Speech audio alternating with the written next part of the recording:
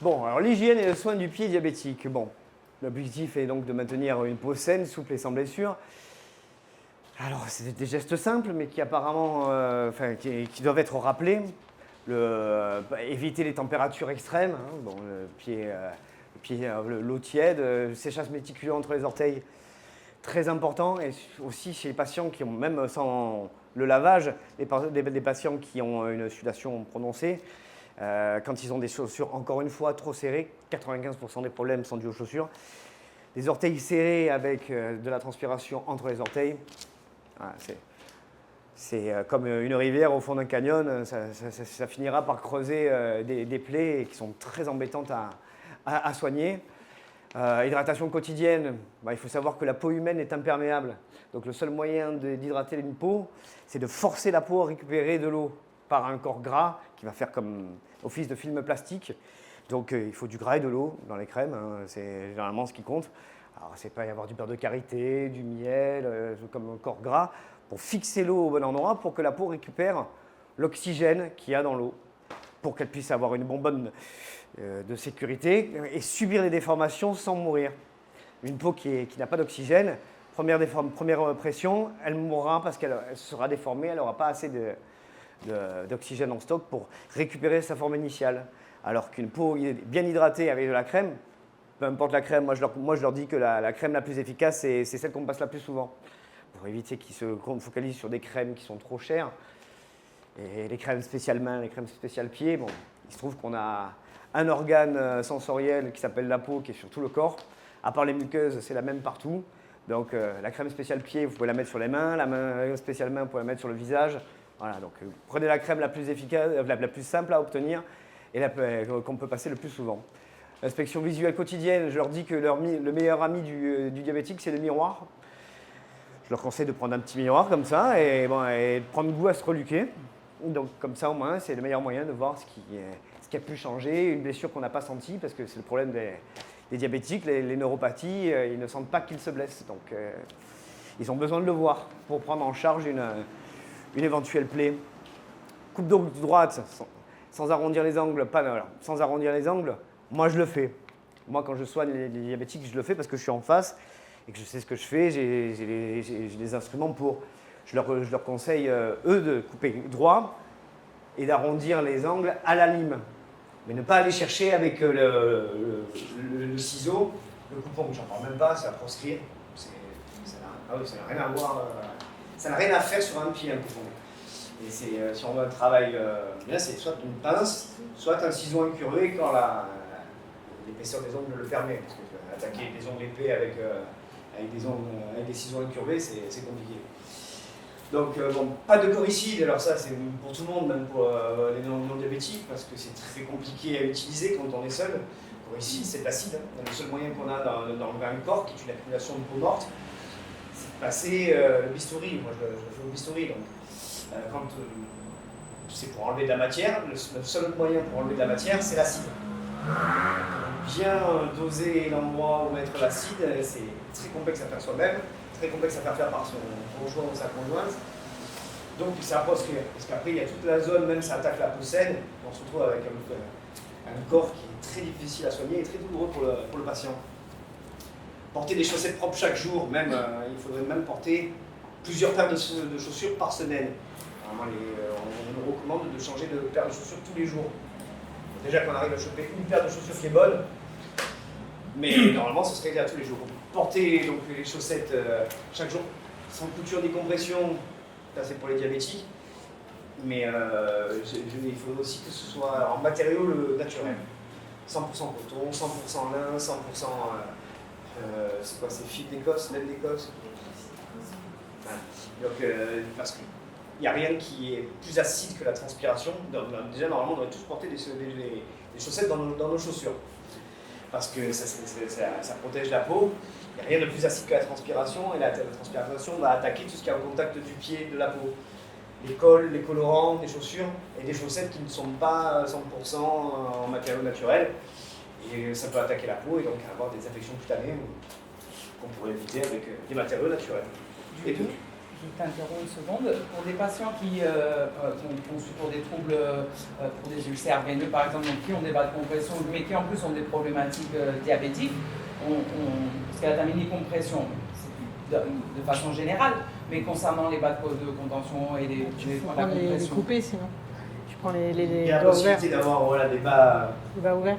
Après, il y a le consensus entre la pathologie et le soin apporté. On essaie de s'adapter.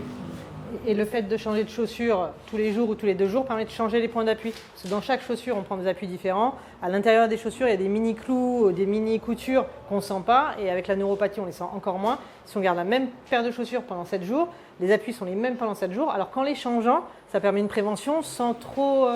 c'est pas... Ouais. Il faut qu'elle change les semelles de chaussures.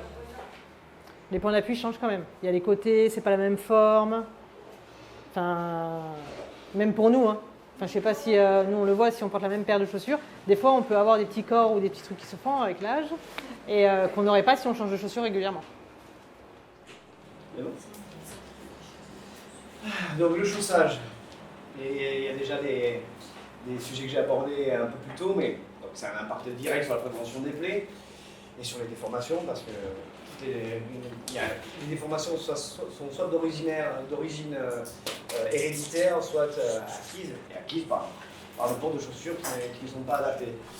Donc, j'essaie aussi de leur faire comprendre, comme moi je les ai, ils sont en décharge, c'est-à-dire qu'ils sont assis, ils n'ont pas le poids du corps installé sur les pieds, donc le pied n'a pas son maximum d'amplitude.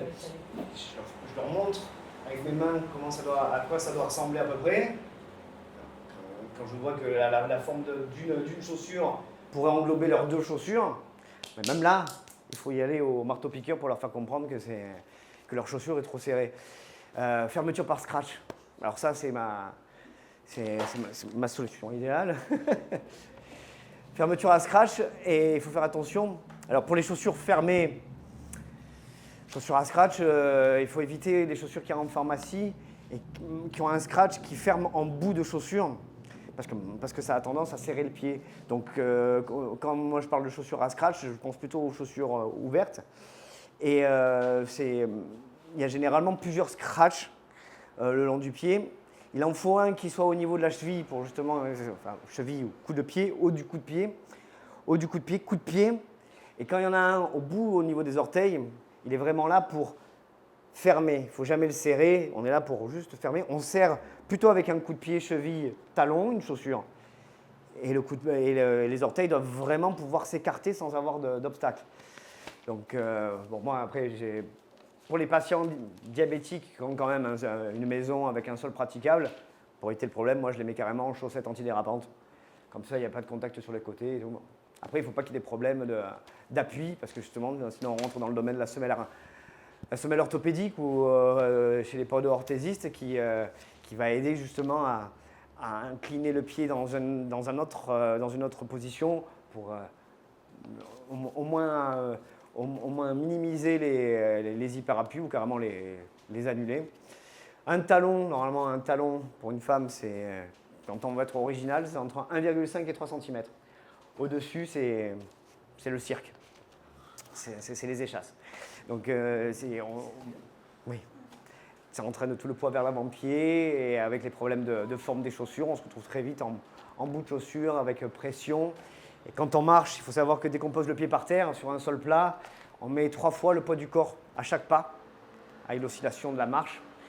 3 fois le poids du corps qui monte quand on change de direction à 5-6 fois le poids du corps. Et quand on se met un petit peu à courir, ça monte à 15 fois le poids du corps. Donc la moindre pression peut être vraiment dramatique. Donc n'en rajoutons pas avec des talons qui nous mettent dans une situation compliquée. Et donc, comme je vous disais tout à l'heure, le patient doit essayer les chaussures en fin de journée pour que le pied ait pris toute son amplitude. Et un mauvais chaussage est l'une des premières causes d'ulcères ou de tout autre type de problème au niveau du pied. En sachant que les chaussures orthopédiques sont prises en charge par la Sécu. Alors après, je ne sais pas s'il y a un nombre par an, parce que ça change tout le temps, ça je ne sais pas. Mais en tout cas, il y a des paires qui sont prises en charge. Pour les patients qui sont un peu peu fortunés ou qui n'osent pas franchir le pas, voilà, c'est vrai qu'avec une ordonnance du médecin traitant, ça permet de les aider à mieux se chausser. Il me semble que c'est une par an, non? Ça dépend des régions. Ici, nous, on arrive à en passer jusqu'à 3 par an. 3 par an? On arrive à passer, mais je sais que vous avez dans le département à côté, c'est pas le cas. C'est au Chauvin. Ça joue au gras Pendant les petits, il y a des chutes selon les pathologies, c'est pas. Il y a des petites raisons. Il y avait une question. Non, je me disais pourquoi le mauvais chaussage peut provoquer un ulcère chez les diabétiques. Parce que les hyperappuis, quand tu restes à appuyer trop longtemps au même endroit, ça entraîne les complications qu'on a évoquées plus tôt, qui peuvent amener jusqu'à la lésion. Et après, l'ulcère se développe à cet endroit-là. C'est sur les zones d'appui, sur les zones de pression, que ce soit sous le pied ou au contact de la chaussure, sur le côté ou au-dessus, sur les orteils. L'ulcère, c'est plaie, quoi, une plaie, quoi. Voilà, c'est pas l'ulcère veineux comme tu peux le. C'est une plaie, c'est une plaie. Mais toute ulcère est une plaie et toute plaie peut être un ulcère. Donc, c'est juste un mot différent. Du coup, là, les chaussures dont vous parlez, c'est les chaussures chutes, les chaussures à usage thérapeutique, pas ces chaussures-là. Non, au niveau de la prise en charge, c'est c'est sur la pharmacie, là, quand je parlais de pharmacie, scratch, tout ça, oui. Oui. Mais voilà, il y a tellement de types de chaussures chutes. Moi, il y en a que j'aime bien, celles qui ont au niveau des orteils, c'est ouvert. Oui. Et il y en a qui sont fermés au bout. Donc, je trouve ça contre-productif et bon, il faut faire attention à ça. Et voilà. Donc tu vois, déjà là, le bout est ouvert, donc c'est négociable. J'aurais préféré qu'il y ait un petit scratch un peu plus haut, à cet endroit-là, voilà. Donc là, tu mises tout sur celui-là, alors que lui, j'aime bien le laisser justement un peu ouvert comme ça. Je serre là. Après, c'est du système D, hein, on fait ce qu'on peut avec ce que les patients ont à la maison. Il y en a qui ne veulent pas investir, il y en a qui ne veulent pas changer du tout. Donc bon, là, c'était des exemples de chaussage hors pansement pour justement essayer de décharger, mais c'est le cas extrême. Donc, la chaussure de Barouk, que la plupart connaissent, on n'en a pas, non? Ah si, pardon. Voilà, bon, c'est carrément la botte, bon, la canne anglaise, ça c'est vraiment pour... Bon, ça parle de tout seul et bon, l'alitement, on est sûr qu'il ne touche pas le sol, donc là, pas de problème d'appui. Parce que la première phase du traitement, c'est vraiment lever l'appui. Il faut lever l'appui. Une fois qu'on a la plaie, il faut lever l'appui. On pourrait mettre tout ce qu'on veut sur la plaie. Si on ne lève pas l'appui, ça ne guérira jamais. Bon, là, c'est un cas clinique où tout va mal. Madame B, 74 ans, diabétique de type 2, donc neuropathie. Elle ne sent pas qu'elle se blesse. Jamais suivie par un podologue. Elle arrive avec des chaussons trop petits à la maison parce que moi j'appelle ça les assassins domestiques. Il y a beaucoup de gens on n'a peut-être pas de problème sur les chaussures, mais il y a des problèmes à la maison avec les chaussons ou les pantoufles. Charentaise, une chaussure, pour résumer, j'essaie de leur dire qu'une chaussure qui n'a pas de lacet, c'est une chaussure qui tient sur le pied en le serrant. Sinon, elle partirait si elle n'était pas assez serrée sur le pied. Donc, la majorité des chaussons aussi charentaises, sans parler des mules, où il n'y a pas d'arrière, il n'y a pas d'attache au niveau du coup de pied ou du talon, forcément, c'est en enfangant le bout du pied dans la mule que ça va tenir. Donc, ça peut poser des problèmes aussi de compression. Donc, elle arrive avec un corps plantaire non douloureux, sous le deuxième métatarsien, c'est-à-dire sous le deuxième coussinet. Nous, on observe donc à J0, c'est au moment de l'observation. J plus 10, on est déjà au niveau de la plaie nécrotique, donc ça peut aller très vite. Hein. C'est sous le deuxième métatarsien, c'est-à-dire que sous le corps, il peut apparaître une plaie qui commence à creuser. J plus 30, on a déjà l'infection, qui entraîne une hospitalisation. Et J plus 45, amputation du deuxième rayon. Enfin, le diabète est la première cause d'amputation au monde, devant les guerres et devant les accidents. Donc c'est impressionnant de se le dire. Peut-être que les statistiques vont changer dans les mois qui viennent, mais cette situation, oui, et puis le Moyen-Orient aussi, cette situation aurait pu être évitée par une consultation précoce, bon, comme la plupart des pathologies, hein, c'est le soin précoce qui permet de régler beaucoup de problèmes. Du coup, je me pose la question, vous en tant que pédicure podologue, vous travaillez sur les plaies, vous détergez des plaies ou oui, vous faites un travail en complémentarité avec nous? Parce qu'en fait, on sait pas vraiment si, par exemple, quand on a une hyperkératose, on la laisse en place pour le pédicure ou on déterge à la maison. On peut prendre en charge le soin. Dans le cas du mal perforant, justement, comme tu dis, c'est en consultation avec l'infirmière parce qu'elle est aux soins quotidiens. Nous, on est beaucoup trop cher pour être un soin quotidien. Donc, on peut rendre la plaie propre. Après, quand on est vraiment à un stade d'ouverture, normalement, on pourrait se permettre de faire le même travail que vous parce que vous allez vraiment jusqu'au bout. Donc, nous on est habilité à faire les mêmes choses. Mais généralement, on vous refile le problème.